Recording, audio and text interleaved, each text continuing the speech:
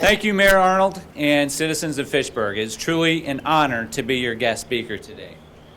I have a simple message and even a little bit of homework for you today, so kids, you're not getting off easy, all right? That message is again, very simple. It's just thank you. Memorial Day is traditionally a day we honor those who have given their lives in defense of our country. And we are definitely going to do that today. However, I want to challenge each and every one of you to go a little bit and above and beyond that. Let's think about the history of some of our holidays as they have been in the past. Memorial Day was the start of summer, camping, barbecue, drinking beer. The 4th of July was Fireworks Day and drinking beer. And Veterans Day was simply a day of, why didn't I get the mail today? But something changed that, something horrible in a way. But it led to something good. That was 9/11, of course. The cowardly attacks on our country have continued to change us even today. By this time at 9/11, I'd been serving our country for over 10 years. And I'd never had anybody come up and tell me thank you for my service. And I didn't expect it. It wasn't like, hey, why isn't anybody thanking me? No, it was just I was doing what I wanted to do. I was very proud of what I had done. As my introduction, I was a fighter pilot and then a B-2 stealth bomber pilot. But after 9/11, it became very commonplace for people to walk up to me on the street when they saw me in my uniform and tell me, thank you for my service. Well, I didn't ask for it or really even want people to thank me. I really did appreciate it. And then something pretty profound happened to me. I was in Canada of all places, on a fishing trip. I met a fellow fisherman down on the dock, and we just kind of talking every day here and there, how's the fishing, whatnot. And one day he asked me, what I did for a living, and I said, well, I'm a pilot in the Air Force. He goes, oh, okay. He goes, yeah, I served in the military, and it was kind of just a little bit kind of off about it a little bit. I'm like, oh yeah, what did you do? He goes, well, I was in the Army in Vietnam. And I said, oh, okay. And it was weird. Growing up, I had an uncle that was in the Army in Vietnam, and I was always told, don't ask Uncle Ralph about his time in the service. So I had this kind of upbringing of not wanting to talk about it with people. That night I was lying in bed and I started thinking about this gentleman that I just met, and I'm like, you know what, I'm not sure if that's really right. Everybody's thanking me all the time, and I wonder if this guy's ever been thanked. So sure enough, the next day we're down at the dock again getting our boats ready, and I go up to him and I called him by his name and I said, thank you. I appreciate what you did for our country. And then something really strange happened. I could see his demeanor change. And he actually got choked up. He proceeded to tell me that no one had ever told him thank you. Can you imagine? It had been over 30 years since he returned from Vietnam, and no one had ever told him thank you for his service. A service that was probably much more stressful than mine, and one that he didn't even volunteer for.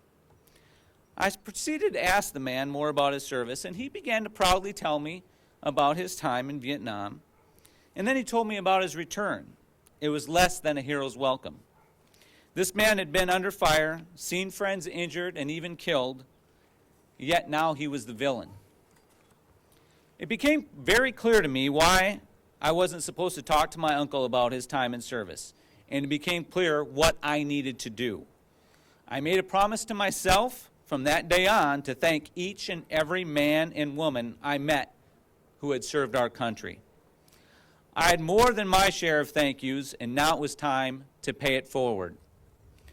I looked for the hat showing a Navy ship served on, or an Air Force squadron that was served, a jacket with a Marine emblem, or dog tags worn by an Army vet.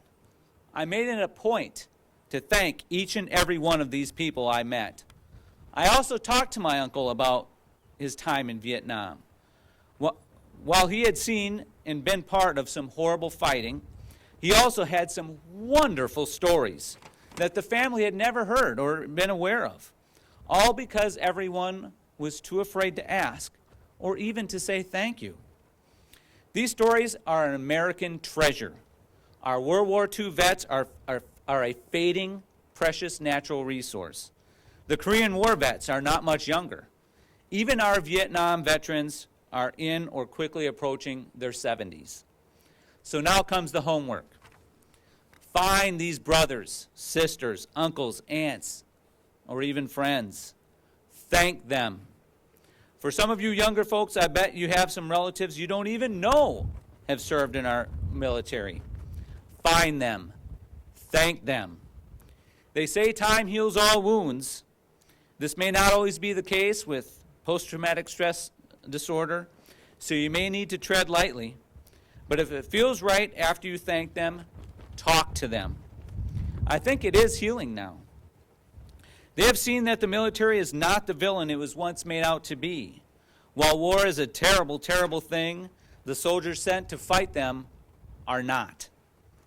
Seek out those precious stories and experiences that will be forever lost with their passing. If they are open to it, continue to talk more with them at future meetings. Continue to thank them and find others that you may or may not know for sure have served, and personally thank them. It will mean more to them than you can possibly know. If you don't know anyone, there are still many great things you can do. There are so many great organizations honoring vets like Honor Flight, Take a Vet Fishing, Wounded Warrior Project, and many, many others. Do your part in honoring and thanking our vets. In conclusion, Memorial Day is for honoring those who have made the ultimate sacrifice. This is incredibly important, and please don't forget to do this. I also think it is just as important to honor those who are still with us. I don't want one more person who has served going one more day without hearing thank you at least one time. Help me do this. As it was said in my introduction, I have served around the world in mostly places we cannot even imagine here in America. While I truly did not like being away from the good old USA and my family, it gave me a true appreciation for what we have here. And as I stand here today, I can assure you, we live in the greatest country in the world. God bless our veterans, God bless Fitchburg, and God bless the USA. Thank you.